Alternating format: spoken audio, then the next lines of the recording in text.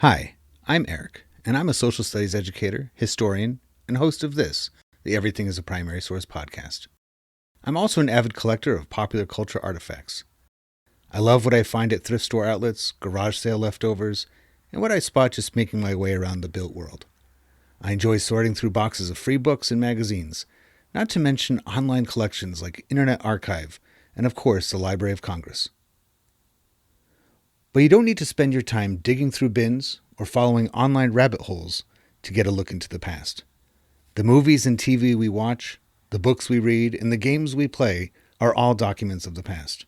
So is fashion, food, music, toys, even the roads we travel on and the places we live and work in. Everything is a primary source. This podcast is the result of exhibiting these kinds of artifacts in public, getting passersby to select an item they connect with, and then chatting with me to see what it says about the time, place, and people who made it. The conversation you are about to hear, therefore, is your history, my history, our history, through popular culture.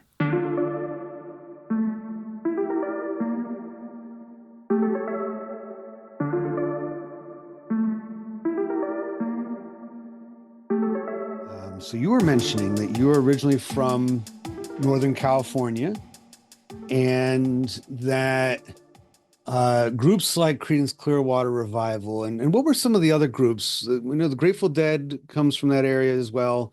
Jefferson Airplane. Jefferson Airplane is from there. What are some of the other groups that would kind of collectively make up this? Yeah, Janis Joplin and the holding company, also from San Francisco. Yeah, those are the ones that come to mind. Yeah. So, you know, I think when it comes to rock and roll, especially if we were break it down into different waves of rock and roll, there seems to be epicenters or hubs. So in a way, this is actually a location question as well. Um, we'll start by saying, do you think there was something about San Francisco, which is one of the biggest metropolitan areas in the country? It's often overlooked because it's not East Coast, but one of the biggest metropolitan parts of the country. What was it about that particular environment that kind of like nourished and maybe even attracted musicians to create a fan base there? Sure. Well, gosh, going back just a few years, right? But as I recall, certainly there are a couple of college campuses that were also, um, I guess, uh, mag magnets for the young, and that was UC Berkeley and Stanford University. So I think education had a bit to do with it. Also, the politics of laissez-faire was also quite a bit, I think, contributing to the culture of rock. But Monterey also, just down the coast from San Francisco, was host to a music festival.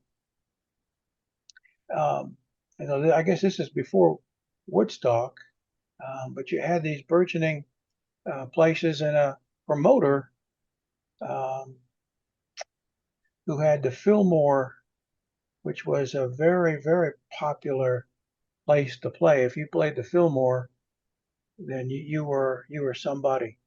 Mm-hmm. And I think um, that was another, not just the city itself, but that particular venue, was very, very, um, very important to the movement. Probably a little bit earlier in history, late 50s, early 60s, because you mentioned about the university campuses there. But it seemed to be that San Francisco was highly attractive to the beatniks, that they liked the culture. I'm curious if the natural geography of that area, maybe, I mean, it's very scenic, right? It's not, and it doesn't have a lot of qualities that you'd expect in like Southern California. It's very distinct of its own. But is are these groups and their style of music, an extension of things like the existing beatnik culture there, and maybe even some of the I mean, it's urban, but it doesn't have that concrete jungle feel as you would get in like Detroit or New York or something like that. Do you Yeah, think no, those relate? I agree that the peninsula itself, I think, was dominated by the Golden Gate Park, which plays much like New York Central Park.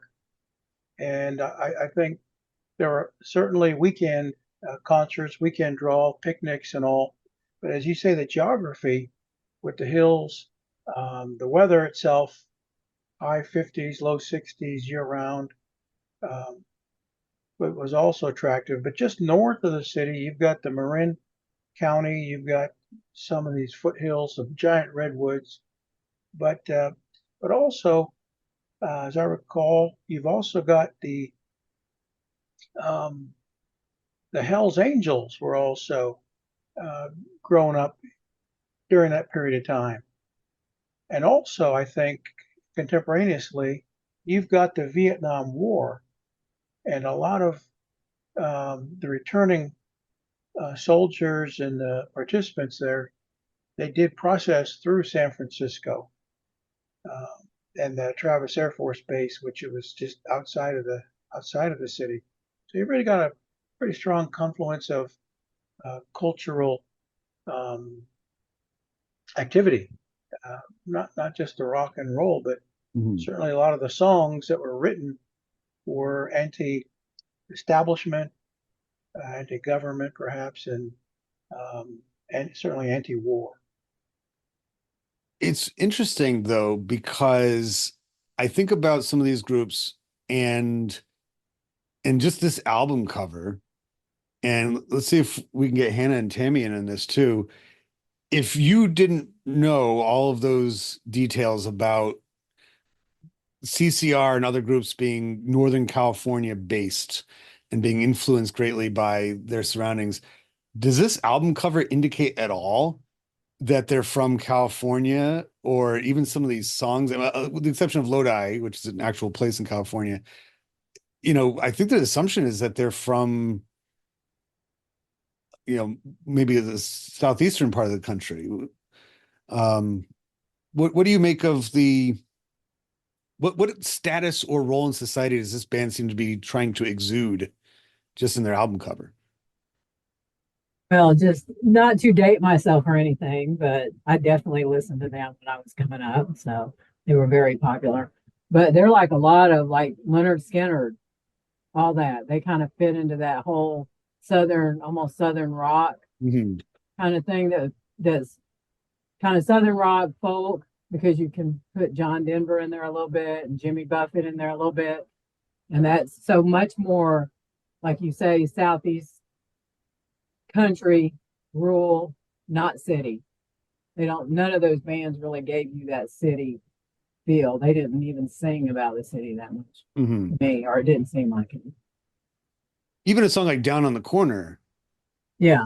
kind of makes you feel like you're in a small town, like you're in Mayberry or something, not in, like the corner of a bustling, city street or something like that. And it's almost like, and I like that you mentioned about overlap, and this might have, sort of like a rising tide raises all ships in a way, where there's country groups. This is around the same time of outlaw country becoming popular, where you have like Waylon Jennings and Johnny Cash, turning into just Cash, and you know playing in prisons and stuff like that. That outlaw country inviting more rock and roll into their sound, but then rock and roll inviting more country into their sound.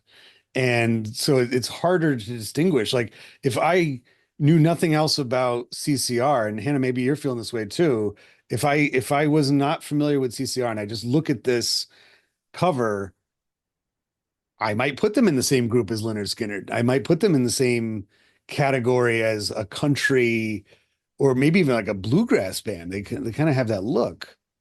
Yeah, I've never really listened to any of those bands, so I can't make a lot of comparison. But just based off of first impressions, if I were to see this in a music store, I would assume that it was like either a country or like a folk type album, old fashioned, and just kind of about, I guess, like carefreeness, maybe about childhood. I don't know, something about the lighting is kind of making me feel kind of nostalgic in a way. So those would be my first impressions just based off of the art. I would be curious as to who took that picture. Because by the late 1960s, definitely, and I had this up before, um, you know, this gentleman, Roland Sherman, he won a Grammy Award for Best Album Cover for this photograph he took at a Bob Dylan concert for Bob Dylan's Greatest Hits album. Very artistic.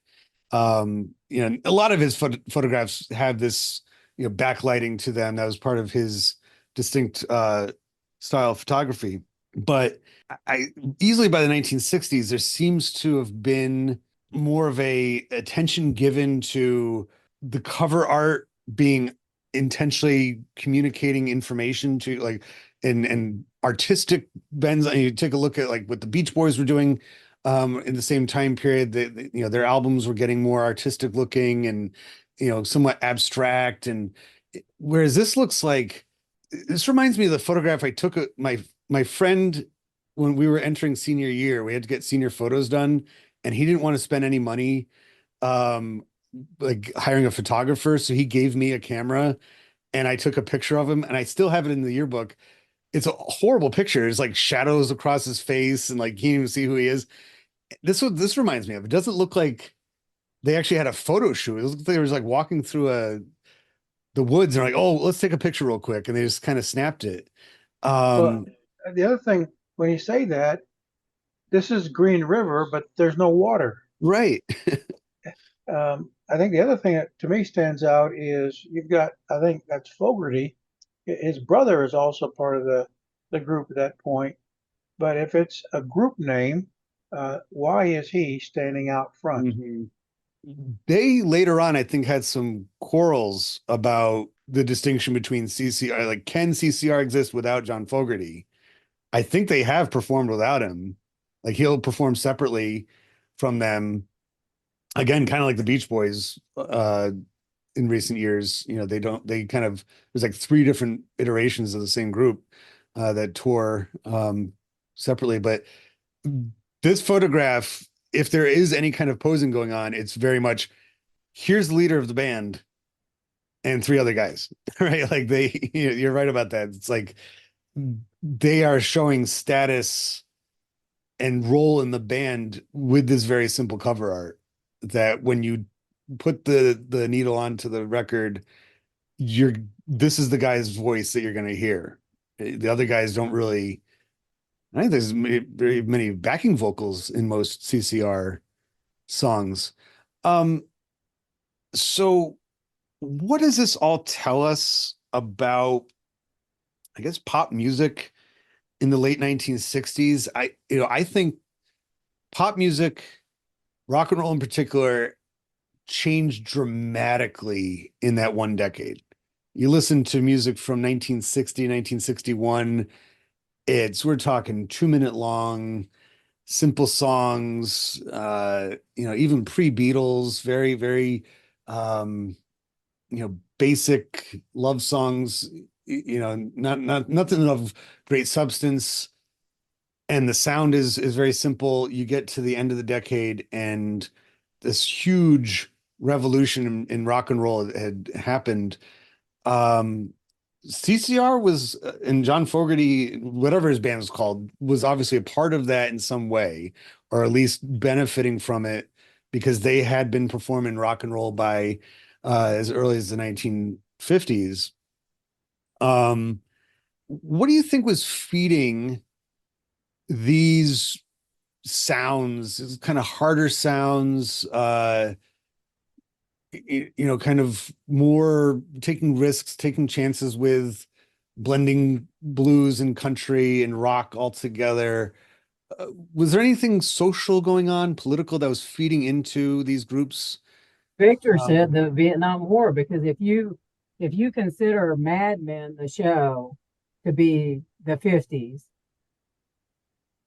after World War One, after World War Two, and everybody was business and success and all that, and most of this mid to late 60s and 70s was literally a reaction against that, because they're the ones that got us into Vietnam.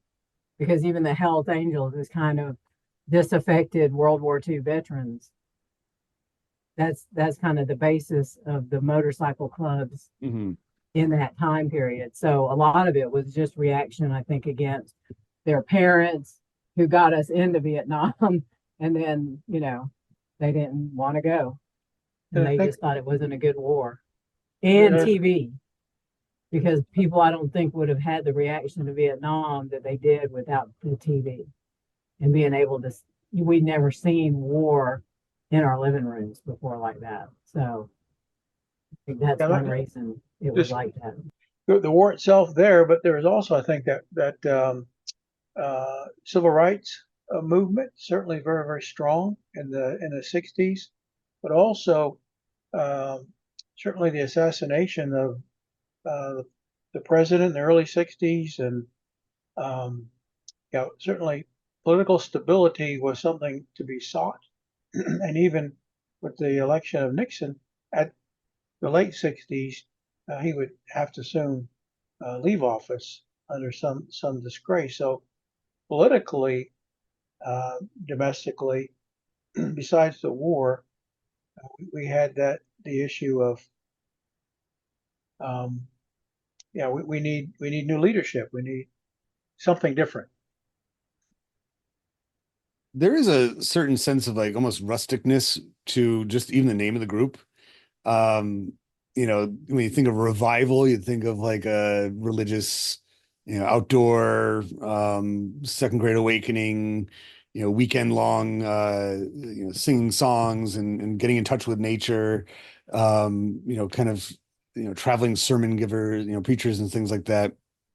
Uh, and I think there was the way people reacted to that kind of political and social upheaval and turmoil and that wildness of the late 60s, it came in lots of different forms. And going back to what Hannah was saying too about this looking very folk-ish, that between the name of the group and just the style of their music and their look, it seems like their way of reacting and responding to this kind of climate was to harken back to a simpler time and place, right? To try to you know, get in touch with I mean, it is an odd name for a group. It's not like some of those earlier groups names are either like just somebody like whoever lead singer was,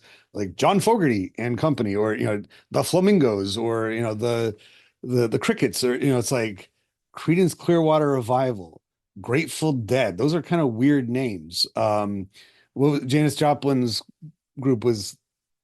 Big Brother and the Holding Company. Right. That's not a normal, and it's like pop music would go back again, and it's been fragmenting every time. It's not like any of these music styles disappear forever, maybe disco, but most, once a new genre shows up, there's at least somebody carrying the torch. But when you go later into the 70s and the 80s, there's punk and new wave, and they start going back to more direct titles of their groups, right? The somethings, kind of going back to early rock and roll.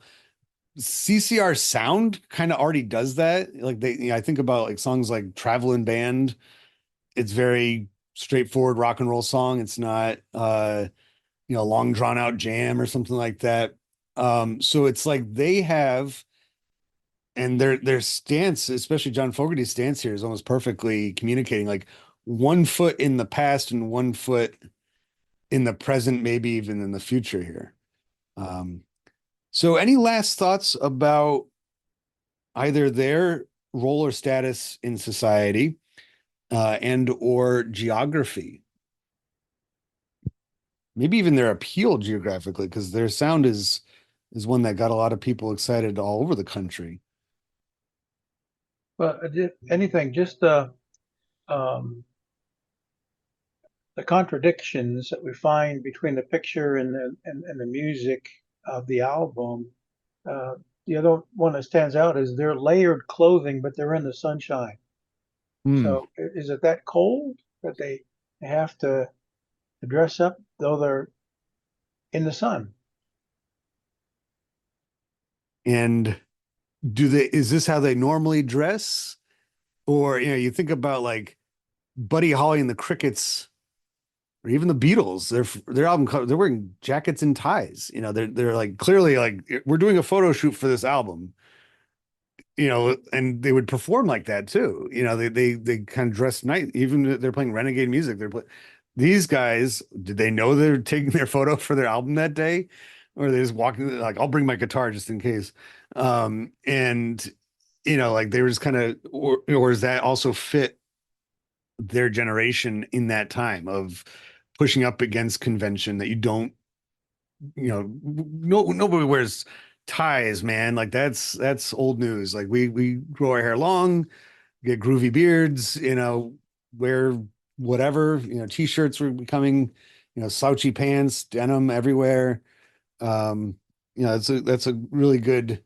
So we don't have to listen to a single song. Just this album cover speaks about the time period quite a bit.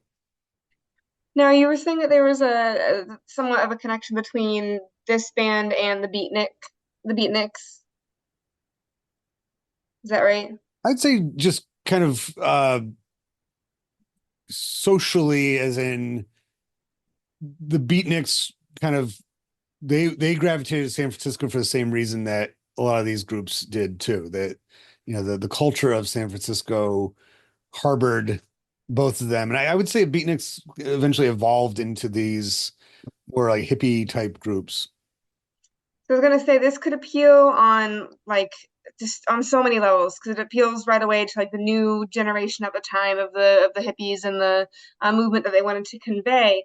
But I mean, going back to America's founding, we've always upheld this like simple, basic life as the life to live. I mean, we declared farming to be the most righteous job that you could possibly have, despite the fact that farmers back over in England weren't necessarily all that rich. They weren't necessarily the lords. And I think that by our nature, we kind of have this casual culture that appeals to a lot of different demographics, whether you're into very hippie, new age kind of stuff or more conservative, straight edge kind of stuff. I think that you can enjoy a very, very simple, down to the roots kind of thing that they're portraying.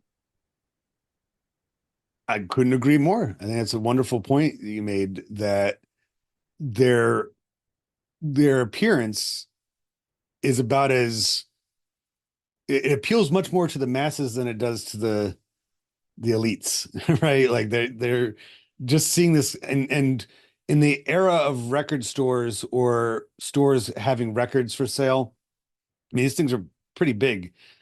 So they acted as like miniature promotional items that's just on their own. It's not like when the age of tapes and CDs showed up and it was much smaller. These and the new releases would be at eye level, kind of like the cereal boxes in the cereal aisle, like the ones that they want the kids after are at their eye level and so forth. Same kind of thing. Whereas this simplicity of it, Green River, Creedence Clearwater Revival, a bunch of ordinary looking guys, right? Especially for the late 60s. You're going to find a lot of these people across the country. Hey, I'm not going to get into anything complicated here. This is going to be about as ordinary American as, going back, like you said, all the way to the founding of the country. And even before that, of, the salt of the earth type.